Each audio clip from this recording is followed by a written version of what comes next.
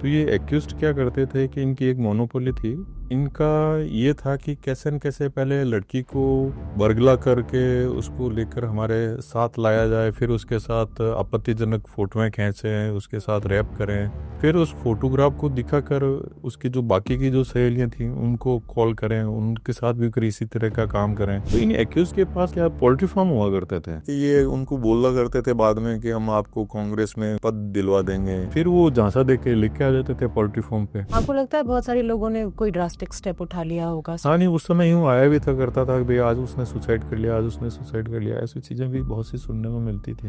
Maximum लोग जो थे दरगाह के खादिम जो थे उनसे जुड़े हुए थे। हालांकि उस समय इतना ज्यादा ब्रांडेड वाली चीजें थी नहीं, लेकिन फिर भी वो दिखने में काफी अच्छे लगते थे और कपड़े उनके बहुत अच्छे होते थे। उनके पास ओपन जीप हुआ करती थी, कारें थी।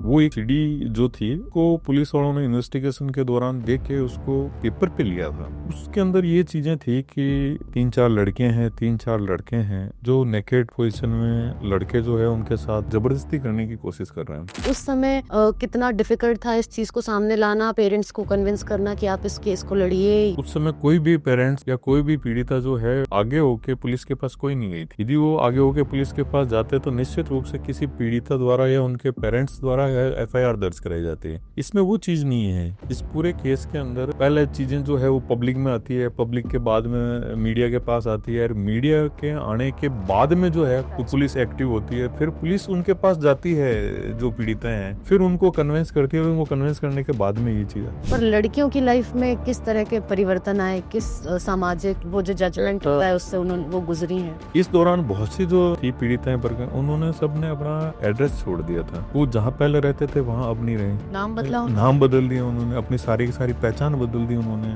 वो शहर छोड़ के चले गए। अब दोबारा उनको लेके कैसे आओ आप? और आप देखो उस समय तो ऐसी स्थिति बन गई थी कि यहाँ जो उस समय डीआईजी हुआ करते थे ओमेंद्र भारद्वाज, उन्होंने प्रेस कॉन्फ्रेंस में ये चीज बोली है कि किसी भी लड़की के साथ रेप नहीं हुआ है। सर आप पहले इंट्रोड्यूस कर दें खुद को। मेरा नाम वीरेंद्र सिंह राठौड़ है। मैंने जो अजमेर में एक ब्लैकमेल केस हुआ था 1992 में, उसमें पैरवी करी थी राज्य सरकार की तरफ से, और अभी 20 अगस्त 2024 को उसमें फैसला आया था, जिसमें कोर्ट ने अभी जो 6 एक्यूज थे उनको सजा दी थी। तो आप इस बारे में क्या जानना चाह रहे हैं? जी जी जी। अब सर हम सबसे पहले तो हम ये जानना चाहेंगे क्योंकि आप इस केस को शुरुआत से फॉलो कर रहे हैं, तो ये केस मीडिया में कैसे आना शुरू हुआ, किस तरह से पहली बार रिपोर्ट हुआ? क्योंकि उस समय के लिए तो ये बहुत नई बात और नया पैटर्न था। एक्चुअली में क्या था उस समय, कॉलेज के अंदर और शहर में बहुत से लोगों को ये चीज़ लग रही थी कि शहर में ऐसा कुछ हो रहा है जिसको प्रशासन या पुलिस वाले जो है वो नज़रअंदाज कर रहे हैं। वो वहाँ तक जा नहीं पा रहे हैं या जाना नहीं चाह रहे हैं। तो उसमें कुछ फोटोग्राफ्स थे, वो फिर बाद में मीडिया तक पहुँच गए थे, और वो फोटोग्राफ जो है वो मीडिया ने न्यूज़पेपर में पब्लिश कर दिए। उसके बाद में काफ़ी बड़े आंदोलन हुए, फिर पुलिस एक्टिव हुई थी, फिर आई थी। एक्चुअल में ये सारी जो कहानी हुई है वो होता ये है, केस जो ओपन हुआ था वो इस तरह से हुआ कि कलर लैब हुआ करती थी, अजमेर कलर लैब और भरोसा कलर लैब, इस तरह से 2 कलर लैब थी। तो ये एक्यूज्ड क्या करते थे कि इनकी एक मोनोपोली थी, और इनका ये था कि कैसे न कैसे पहले लड़की को बरगला करके उसको लेकर हमारे साथ लाया जाए, फिर उसके साथ आपत्तिजनक फोटोएं खींचें, उसके साथ रैप करें, फिर उस फोटोग्राफ को दिखाकर उसकी जो बाकी की जो सहेलियां थी उनको कॉल करें, उनके साथ भी फिर इसी तरह का काम करें। और ये जो सारे फोटोग्राफ इकट्ठे हो जाते थे तब ये उन कलर लैब में डेवलप करवाते थे। तो उन कलर लैब में एक एक्यूज्ड काम करता था, पुरुषोत्तम करके जो था, उसने वहां से एक कॉपी निकाल ली थी। ओके। और वो कॉपी जो है उसने, उसके एक नॉन थे देवेंद्र जैन, उनको दी। देवेंद्र जैन टाल गए, फिर एक एडवोकेट और थे राकेश जैन, उनके पास गए, उन्होंने भी टाल दी। फिर एक वीर कुमार जी जो थे वो एडवोकेट भी थे और बीजेपी से जुड़े हुए भी थे। वो उसमें काफ़ी बोल्ड रूप में जाने जाते थे पब्लिक के बीच में। तो उनके पास ये फोटोग्राफ गए, तो वो पहले तो प्रशासन के पास भी गए, पुलिस के पास भी गए, किसी ने उनकी सुनवाई नहीं करी। तो फिर एक संतोष गुप्ता करके पत्रकार हुआ करते थे, दैनिक नवज्योति में लिखते थे, उन्होंने वो सारी चीज़ें उनको दी और उन्होंने फिर इसको पब्लिश करा। फिर एकदम हंगामा हुआ, फिर ये 4 या 5 एक्यूज को पुलिस, उसमें एक सेक्शन चला करता था 151 बोलते थे, 151 CRPC, उसमें उनको अरेस्ट कर लिया। फिर अजमेर बंद भी हुआ, फिर वो लोग बेल पे भी आ गए बाहर वापस। फिर उस समय हरिप्रसाद जी करके डिप्टी साहब थे, तो जो धवन यहाँ SP हुआ करते थे, उन्होंने उनको इंटरिम जांच के लिए दी थी फाइल। ओके। उन्होंने उसको जांच करा, फिर लगा कि हाँ इस तरह का मामला हो रखा, तो उन्होंने फिर वो FIR दर्ज करवाई थी। ऐसा करके हुआ था। टोटल इसमें 18 एक्यूज उसमें पुलिस ने बनाए थे। पहली चार्जशीट जो है वो 92 में पेश हुई थी, उसमें फैसला आया था 1998 में। तो सभी को यहाँ से आजीवन कारावास की सज़ा हो गई थी। फिर ये लोग गए वहाँ पर हाई कोर्ट में। हाई कोर्ट में इनको 4 एक्यूज को तो एक्विटल कर दिया था, बाकी जो 4 एक्यूज थे उनको आजीवन कारावास रखा। फिर सुप्रीम कोर्ट में गए, 2003 में फैसला आया था वहाँ से। उसमें 4 जनों को जो था तब तक वो 10 साल तक जेल में रह चुके थे। तो 14 जितनी लोग। 4 जन ही थे बाद में, ओके, सबको बाकी को भी बाकी हाँ हो गए थे। 4 जने उस समय कन्विक्ट हुए थे, और 6 अभी जो है 2024 में कन्विक्ट हुए हैं। कन्विक्ट आजीवन का। सही। खैर, आपने बताया कि सबसे पहले अखबार में प्रिंट हो गई पिक्चर्स, उसके बाद विक्टिम्स सामने आना शुरू हुई कि ये हमारे साथ हुआ है, हमारे साथ। पहला केस कब रजिस्टर हुआ, क्या 1992 डिटेल्स? में जब केस रजिस्टर्ड हुआ था तो वो पुलिस के जरिए ही रजिस्टर्ड हुआ था। उस समय भी कोई पीड़िता सामने आई नहीं थी। कॉग्निजेंस लेकर उन्होंने खुद ही। हाँ, उन फोटोग्राफ के आधार पर करा। ओके। तो फिर वो जो फोटोग्राफ मिले थे, तो पुलिस ने उन फोटोग्राफ से आइडेंटिफाई किया कि कौन कौन पीड़िताएं हैं। फिर उनके घर गए, उनको पता चला, तो उसने कहा मेरे साथ हुआ, मेरे साथ साथ मेरी सहेली के साथ क्यों हुआ। फिर उनको कॉल किया, उनको बुलाया, फिर इस तरह से एक बहुत बड़ी टीम थी जो अजमेर में रही थी काफ़ी लंबे समय तक। और उन्होंने उस समय डाक बंगले के अंदर यहीं रहते थे वो। और जो पीड़िताएं थी, उनके घर वाले थे, उन सबसे बात करते थे। बहुत बड़ी टीम ने सारा सारा इन्वेस्टिगेशन करके फिर ये आए। तो इन एक्यूज्ड के पास क्या पोल्ट्री फार्म हुआ करते थे। ओके। तो ये एक इनके पास फिएट मारुति वैन और यामा, ये काफ़ी लग्जरियस लाइफ जीने वाले लोग होते थे, उनके पास हुआ करती थी 1992 में। जी जी। तो और उस समय एक चीज़ और थी कि ये उनको बोला करते थे बाद में कि हम आपको कांग्रेस में कुछ पद दिलवा देंगे, गैस कनेक्शन आपको उपलब्ध करवा देंगे। उस तरह की चीज़ों को करके भी एक बार इनिशियल स्टेज पे टेबल पे बैठ के वो बात करते थे ना, तो वो संपर्क इस तरीके से भी करते थे ये लोग। हाँ, अब इस पर भी मैं आऊंगी कि आपने तो पीड़िताओं से बात भी की होगी, तो किस तरह से अप्रोच किया लड़कों ने उन्हें अलग अलग? जैसे इनिशियल स्टेज पे, जैसे मैं आपके जरिए मिल रहा हूँ, आप आ गए वहाँ पर, तो अब बैठा बैठा ऐसे बात कर रहे हैं, साहब हम लोग पार्टी में इस लेवल तक के हमारी पोस्ट हैं, हम आपको भी इस लेवल तक की पोस्ट हैं, आप भी जनहित में काम करोगे, आपका भी बड़ा नाम होगा करेगा। फिर कुछ ये जैसे गैस कनेक्शन जैसी बहुत बड़ी चीज़ हुआ करती थी, इसलिए हम आपको उपलब्ध करवा देंगे। तो उससे एक मीटिंग या दूसरी मीटिंग करने के लिए वो वापस आ भी जाते थे।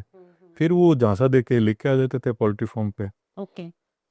तो ये लड़कियां जो हैं, ये कोई ऐसे बैकग्राउंड से आती थी क्या कि पेरेंट्स वीक हैं थोड़े हाँ, से? बहुत सी लड़कियां ऐसी भी थी जिसमें थी, बहुत सी अच्छे घरों की भी थी, बहुत से उस समय जो अधिकारी थे यहाँ अजमेर में लगे हुए थे, उनकी बच्चियां भी थी। Okay okay. एक्चुअल में क्या हुआ कि सारी जो टोटल कितनी पीड़िताएं रही है, वो एक्चुअल फिगर तो किसी के आज तक पास है नहीं। हमारे केस के दौरान तो जो थी वो 16 जो पीड़िताएं थी, वो नाम थे उनके उसमें। बाकी ऐसा सुनने भी आ रहा है, पता भी है कि उस समय मैं भी यहीं पढ़ता था, तो मुझे भी पता है कि बहुत सी लड़कियां जो थी इनके साथ घुमा करती भी थी। ये जबरदस्ती उनको उठा उठा के ले भी चले जाते थे, कॉलेज में भी आ जाते थे।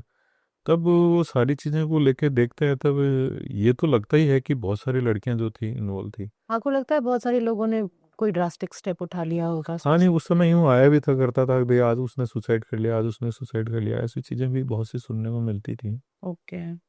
लेकिन वो चीज़ें फाइल पे आ नहीं पाई 16 क्योंकि लोगों के बहुत फाइल पर आए स्टेटमेंट, कोर्ट आकर उन्होंने बातें करी। सर, इसके अलावा ये जो लड़के थे, ये ऐसे रोड चलने वाले टाइप के थे, उनको फॉलो करके उन्हें अप्रोच किया या कॉलेज में पढ़ते थे उनके साथ? इनके कुछ लड़के तो कॉलेज में पढ़ते थे। ये लोग एक्चुअल में क्या है कि मैक्सिमम लोग जो थे दरगाह के खादिम जो थे उनसे जुड़े हुए थे। वो दिखने में भी खूबसूरत लगते थे, पहना हुआ भी उनका ऐसा ही होता था। कई बार सफ़ेद कुर्ते पजामा पहना करते थे, जीन टी शर्ट पहना करते थे। तो वो, हालांकि उस समय इतना ज़्यादा ब्रांडेड वाली चीज़ें थी नहीं, लेकिन फिर भी वो दिखने में काफ़ी अच्छे लगते थे और कपड़े उनके बहुत अच्छे होते थे। उनके पास ओपन जिप हुआ करती थी, ये मैंने आपको जैसे बताया, कारें थी। यामा मोटरसाइकिल का भी बड़ा चलन हुआ करता था, वो भी नहीं थी इसमें तो। RX 100। हाँ, रेस 100 रेस उस तक का पता है। जी। तो सर ये एक बात तो ये कि आपको मतलब इसलिए लड़कियों को विश्वास करना इनकी बातों पर बहुत आसान हो गया कि हम आपको ऊँची पोस्ट तक पहुँचा देंगे, ये प्रोवाइड करा देंगे, वो प्रोवाइड करा देंगे।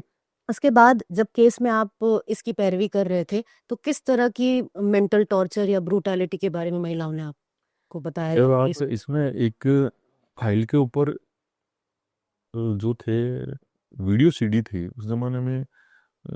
वो वीडियो बहुत चला करते थे, तो वो एक सीडी जो थी, उसको पुलिस वालों ने इन्वेस्टिगेशन के दौरान देख के उसको पेपर पे लिया था। तो उसके अंदर ये चीज़ें थी कि 3-4 लड़के हैं, 3-4 लड़के हैं जो नेकेड पोजीशन में, लड़के जो है उनके साथ, जैसे आमतौर पे ब्रीफ फिल्में होती थी उनमें तो वो जो है उनकी कंसेंट नज़र आती है। इसमें वो चीज़ें जो पेपर पे लिखी हुई थी वो ये आ रही थी कि वो उनके साथ ज़बरदस्ती करने की कोशिश कर रहे हैं। और वो आमतौर पे बचने के लिए जिस तरह के शब्दों का प्रयोग करते हैं, जैसे अपने हिंदुस्तान में एक चीज़ चलती है, राम राम का नाम भी कई बार बार बार ले लेते हैं, तो वो भी उसके अंदर मेंशन हो रखा था। तो अच्छा उस कि हे भगवान बचा लीजिए, हे राम हाँ राम हाँ, बचा और आमतौर पे महिलाएं भी बार बार इस शब्द का प्रयोग भी करती है। बिल्कुल। तो वो चीज़ें भी थी उनके वहाँ पर। और एक्यूज्ड के रूप में जो उसमें दिख रहे थे, उसमें एक अलमास महाराज का नाम भी लिखा गया उसके अंदर। एक नफीस चिश्ती है, उसका भी नाम उसके अंदर फर्द में लिखा गया था कि भाई वो उनको आइडेंटिफाई किया था पुलिस ने कि ये लोग जो हैं ये एक्ट कर रहे हैं। उस जो वीडियो सीडी में जिस तरह का एक अमानवीयपना जो दिखाया गया था, उसको देख के लगता है कि ये तो एक चीज है जो रिकॉर्ड हो गई। उसके अलावा पता नहीं कितनी किस तरह से इस तरह से ये चीज़ों को किया जा रहा था। क्योंकि जब अपन लेके उसको सारे फैक्टों को कलेक्ट करने के बाद में देखते हैं तो ये लगता है कि कोई भी लड़की जब एक बार चली जाती है गलती से, या उसको बरगलाने की वजह से चले जाते हैं, वहां उसके साथ रैप होता है, दोबारा वो कभी नहीं जाएंगे। कभी नहीं चाहिए, बिल्कुल। तो दोबारा उसको वापस लेके जाना और उसको ये बोलना कि तू तेरी और किसी सहेली को लेके आ, तो वो जो प्रताड़ना है वो महसूस की जा सकती है उसके उसको, मतलब हाँ, उसको यूं बता नहीं सकते अपन के, हाँ हाँ, वो कितनी परेशान रही होगी है ना। जनरली कुछ 2-4 शब्दों के अपन उसको बांध नहीं सकते, लेकिन ये निश्चित रूप से उसमें लग रहा था कि वो इतनी ज्यादा मानसिक रूप से प्रताड़ित हो रही क्यों होगी, वरना कौन दोबारा जाना पसंद करेगा। बिल्कुल। सर ये मतलब अगर आज भी किसी की बच्ची के साथ इस तरह की घटना हो जाए तो ये बहुत बड़ा टाबू है, जबकि आज हम बहुत ही ओपन टॉक में बिलीव करते हैं, बच्चे अपने पेरेंट्स के साथ सारी बातें शेयर करते हैं। तो उस समय कितना डिफिकल्ट था इस चीज़ को सामने लाना, पेरेंट्स को कन्विंस करना कि आप इस केस को लड़िए, ये करिए वगैरह, इस पर कुछ? मुझे लगता है कि उस समय कोई भी पेरेंट्स या कोई भी पीड़िता जो है वो आगे होके पुलिस के पास कोई नहीं गई थी। यदि वो आगे होके पुलिस के पास जाते तो निश्चित रूप से किसी पीड़िता द्वारा या उनके पेरेंट्स द्वारा एफआईआर दर्ज कराई जाती है। इसमें वो चीज़ नहीं है इस पूरे केस के अंदर।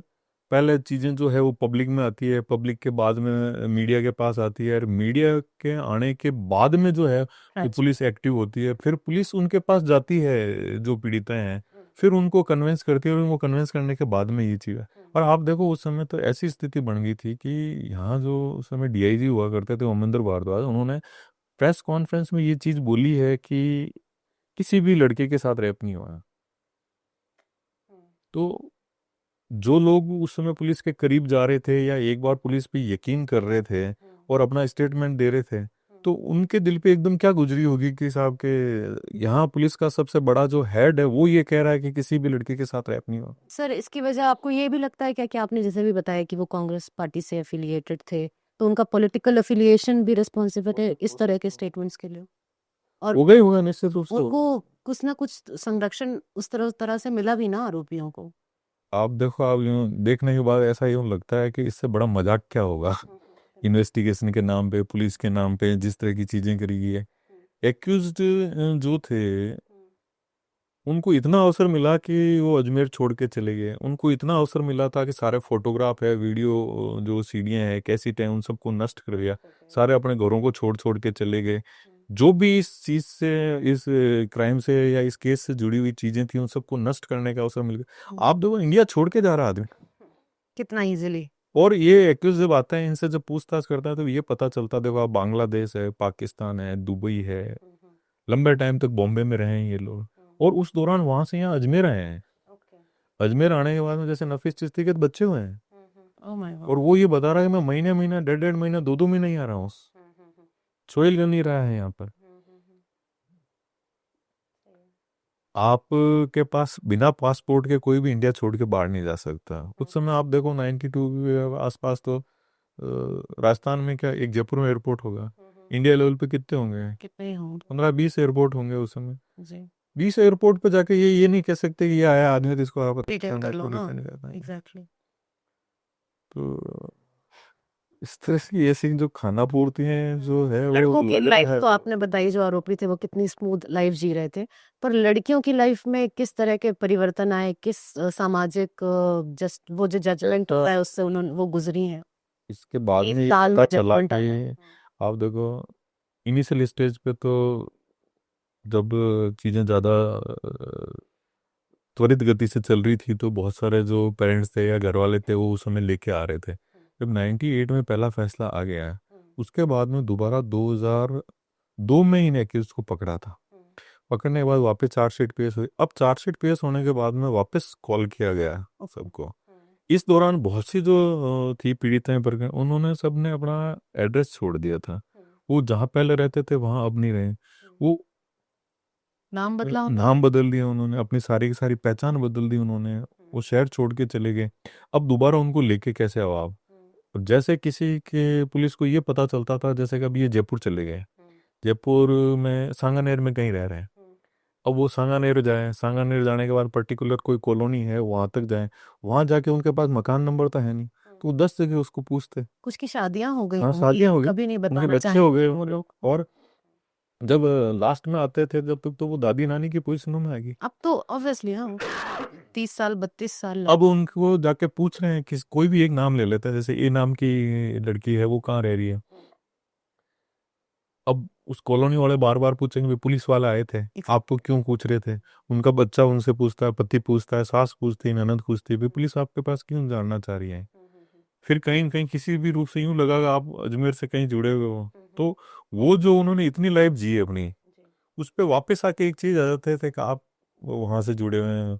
फिर चाहे कितनी इनोसेंट रही हो और भी कुछ रही हो, लेकिन वो उनके मान सम्मान से जुड़ी हुई चीजों पे आके कहीं न कहीं वो क्लिक होता था, तो सारी चीजें एकदम वापस रिकलेक्ट हो जाती है। और फिर उन चीजों को वापस भोगना, सही बात। एक बार आपके साथ कोई एक्ट हो गया, उसको बार बार बार बार बार बार, कोर्ट का सामना। आप देखो 4-4 बार एक एक लड़की आई है कोर्ट में बयान देने, फिर 5वीं बार आ रही।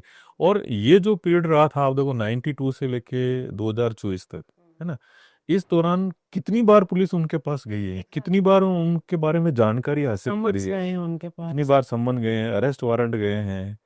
और उनके जो भी रिश्तेदार जो थे, उन तक पहले पहुंचते थे और उनके फोन को लेते थे, इतना फिर embarrassing। वहां जाके बहुत उनको सारे पता लोगों ने तो करते अपनी थे। बच्चियों को छोड़ दिया होगा कि हम हाँ, एग्जिट हुआ नहीं होगा कर ऐसा, लेकिन मेरी जानकारी में नहीं है बात है। खैर। एक एक अभी हम ब्यावर से होकर आ रहे हैं, विजयनगर में जो इंसिडेंट हुआ 5 लड़कियों के साथ भी ऑलमोस्ट सिमिलर ही पैटर्न है कि आगे पीछे घूम रहे, ये कर रहे वो कर रहे। कितना मतलब चैलेंजिंग है इस कंट्री में इस तरह के क्राइम्स में जजमेंट तक पहुंचना, वो पेरेंट्स के लिए मतलब कितना वो होने वाला है डिफिकल्ट चैलेंजिंग। न्यायिक प्रक्रिया है, वो न्यायिक प्रक्रिया में इस तरीके से है कि यहाँ न्याय प्राप्त करना अपने आप में माउंट एवरेस्ट पे चढ़ने के समान है। कोई फास्ट ट्रैक कोर्ट, कोई एसआईटी सीबीआई नहीं, आप कर लो फास्ट ट्रैक कोर्ट, वो बाकी जो प्रक्रियाएं हैं वो प्रक्रियाएं तो उसी तरह की रहेगी। और अभी भी आप लेके देख लो कि विक्टिम प्रोटेक्शन स्कीम बनी हुई जरूर है, लेकिन वो धरातल पे नहीं है। किसी भी विक्टिम को कोई प्रोटेक्शन नहीं है। आप यूं लेके देखते हैं तो बड़े बड़े नेता है, आमतौर पे बहुत कम ऐसे हादसे हुए जिसमें किसी नेता को गोली मारी गई है। लेकिन जिस तरह की सिक्योरिटी उनको मिलती है, जिस तरह की जितने कमांडो वगैरह उनको मिलते हैं, उनको ऐसी किस चीज की जरूरत है जिसमें उनको इतना है, उनको कोई थ्रेट भी नहीं मिली होगी और कुछ। यहाँ तो सीधा सीधा उसका हो रखा, उसने कोर्ट में उसके खिलाफ जिस फांसी की सजा से जिसको दंडित करवाया जा सकता, वो उस आरोप की ट्रायल हो रही है। सही। तो उसके दिमाग में तो ऐसा हो रहा है कि यदि ये आके यहाँ पर ये स्टेटमेंट दे दिया इसने, तो मैं फांसी तक पहुंच जाऊंगा। और उसके जबकि लिए वो कोई इतना अफिलिएटेड प्रोटेक्शन ही है। नहीं उसके लिए। हाँ, सही बात। और वो अकेला आ रहा है, जा रहा है, कुछ भी कर रहा है, रास्ते में कुछ भी हो सकता है। कुछ भी हो सकता कई बार आपने देखा भी, एसिड अटैक भी हो जाते हैं उनसे। इस तरह से आया, एक बोतल फेंकी, चले गए, अब क्या करो आप, वो तो जिंदगी खत्म हो गई उसकी तरह। है। सही बात है सर, इनको तो बहुत सारे ऑफर्स भी मिले होंगे लाखों करोड़ों के कि सेटल कर लो केस। आप लड़ रहे थे, आपको किस तरह से थ्रेट और ऑफर्स मिले इस केस के दौरान? आप क्यों कंटिन्यू करें? आपके भी तो बच्चे हैं, आपको डर नहीं लगा? ये डरने की बात अपनी जगह है, वो वास्तव में लगती है। कई बार ऐसा महसूस भी होता है कि हो सकता है कोई हादसा हो जाए, लेकिन ऐसे डरने से तो काम चल नहीं सकता। किसी न किसी को तो आगे आके काम करना ही पड़ेगा, और हर व्यक्ति यही सोच के बैठ जाएगा मैं क्यों, तो मुझे नहीं लगता कि कुछ हो सकता है। और बदलाव लाने के लिए किसी को पहल तो करनी पड़ेगी। ओके। मैं तो इसमें इस तरह से मुझे इंटरेस्ट और ज़्यादा हो रखा था। देखो आप, दो चीज़ें थी। एक तो मैंने कॉलेज टाइम में इन लोगों को एक्यूज को देखा भी था, आपके मैं कॉलेज? भी यहीं पढ़ता था। तो उस समय से भी लग रहा था कि ये लोग अन्याय कर रहे हैं, कभी अवसर मिलेगा तो देखेंगे। तो मैं जिस ऑफिस में था, हमारे एस के भार्गव साहब वो एक्यूज के एडवोकेट भी थे। Oh my. मैंने जब इनिशियल स्टेज पे पैरवी शुरू करी थी कोर्ट में, तब भी मुझे लग रहा था कि, और जब अजमेर बार ने उस समय ये करा था कि कोई भी इनका केस नहीं लड़ेंगे, लेकिन उन्होंने उसको ठीक किया था। फिर एक चीज ये आई थी कि अवसर मिलने पर तो करूंगा मैं। को मेहनत तो करनी ही करनी है, और भगवान ने अवसर दिया भी था और मुझे उसका मिल भी गया ना। सही बात है, बहुत बड़ा काम किया आपने। एक फाइनल क्वेश्चन के साथ इसको खत्म करूंगी कि अभी जो ब्यावर में भी हम लॉयर से मिलकर आए, वो कह रहे हैं कि हम इसको ऑर्गेनाइज्ड क्राइम के कैटेगरी में चाहते हैं कि इसका ट्रायल हो, लेकिन पुलिस इस पर रेडी नहीं है, वो इंडिविजुअल केसेस कर रही है। इंडिविजुअल केस फाइट करना बहुत अक्यूज के लिए बहुत इजी हो जाता है, वो इजीली बेल मिल जाएगी उन लोगों को। ये केस भी एक टिपिकल पैटर्न फॉलो करता है। 2024 में जो आप अभी बता रहे थे, वो भी एक टिपिकल पैटर्न फॉलो करता है। तो ये मुस्लिम्स एक सुनियोजित तरीके से हिंदू लड़कियों को फंसाते हैं, क्या मोटिव होता है ये मतलब पूरे भारत में हो रहा है अब तो ये क्राइम, आप कहीं भी देख रहे हैं इस तरीके से टारगेट किया जा रहा है। तो क्या मंशा होती है इसके पीछे, या क्यों कर रहे हैं ये लोग ये? आप कैसे देखते हैं इस केस को? आपने 30 साल लड़ा है। नहीं, यहाँ जो ये जो केस जिसकी बात अपन कर रहे हैं 92 की, वो एक अलग तरीके से था उस समय। मुझे ऐसा नहीं लग रहा था कि उस समय नो तो लव जिहाद जो था वो बाहर ऐसा शब्द आया हुआ था, उस समय में इस तरह से चल भी नहीं रहा था। अभी ये शब्द कुछ ज्यादा चल रहा है ये। हो भी रहे हैं और थोड़ा सा। इसके पीछे की जो मानसिकता है वो एकदम उजागर तो हो नहीं रही है कि भाई इस तरह से ऐसा टारगेट करके पर्टिकुलर कम्युनिटी के साथ इस क्राइम को करके वो हासिल क्या करना चाहते हैं। ये चीज़ तो किसी भी रूप में मतलब यूँ समझ से बाहर है अभी आज की तारीख में तो। लेकिन ये रह रहे कि इस प्रकार की चीज़ें हो रही है और इस प्रकार का क्राइम पूरे इंडिया लेवल पे हो रहा है, निश्चित रूप से जैसे आप बात बता रहे हैं, तो कोई न कोई तो एक ऐसी स्ट्रेटेजी तो निश्चित रूप के इनके पास होगी, या इनको कोई चीज़ इस तरह से कही जा रही होगी कि भाई आपको इस तरह का ये क्राइम करना है। कभी सामने आता है कि हाँ, ब्राह्मण आ रहा है, फंसाओ, निश्चित रूप 20 से लाख आ रहा मिलेगा, है। 15 लाख, ये वो और वगैरह। कई बार सुनने को भी मिलता है, कई बार ऐसे जो ये एक्यूज्ड होते हैं ये ऑन कैमरा भी बोलते हैं कि हमारे को इतना इतना जो है इस काम को करने के लिए पेमेंट भी दिया गया है, हमारे बहुत से आका लोग हैं जिन्होंने इस बात को कही है।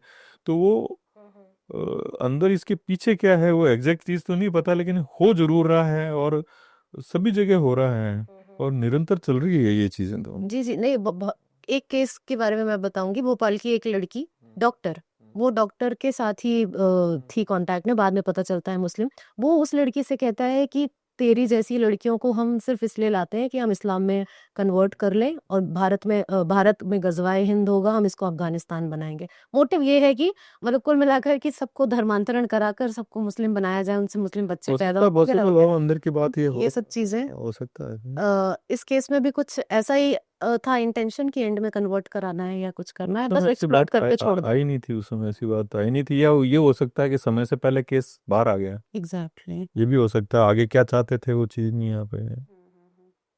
बाकी चीज़ें है तो सही, ऐसी चीजें आती तो रहती हैं। इसके लिए किस तरीके से मतलब लीगली क्या हो सकता है रिफॉर्म? फास्ट ट्रैक का भी कुछ नहीं असर हो रहा। धर्मांतरण का तो कानून आना बाकी है, अभी राजस्थान में राजस्थान चल रहा है, अभी तो आ जाएगा तो उसके बाद उसमें भी तो 10 साल की सजा मैक्सिमम देते हैं। क्या है 10 साल? लड़की का तो एक्चुअल पूरा में क्या जीवन होता है कि सजा तो फांसी की भी है रेप केस में या मर्डर केस में, तो उससे न तो रेप रुक रहे हैं न वो हो रहे हैं। तो केवल किसी सजा ज्यादा होने से क्राइम तो नहीं रुक सकता। क्राइम रोकने के लिए तो अवेयरनेस जो है वो ही आनी पड़ेगी कि ये अवसर ही नहीं मिले कि कोई क्राइम हो। और फिर दूसरी चीज ये है कि लीगल रूप से जब देखते हैं तो क्रिमिनल जो है वो समाज में खुला घूमना नहीं चाहिए।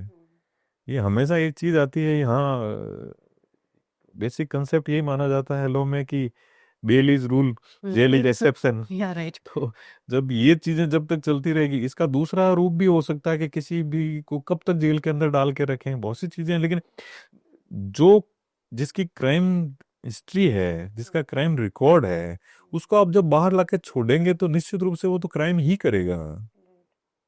उसको तो जेल में रहना जरूरी है। आपने बताया 4 आरोपियों को कन्विक्शन हुआ 92 केस में। उन आरोपियों के नाम बता दें और सजा क्या मिली ये बता दीजिए फाइनल। उसमें एक तो ये था, इशरत अली था, एक अनवर चिश्ती, एक माराडोना शमसू बिस्ती नाम था उसका, और एक और था, जिन चार को वही पुत्तन इलाहाबादी था।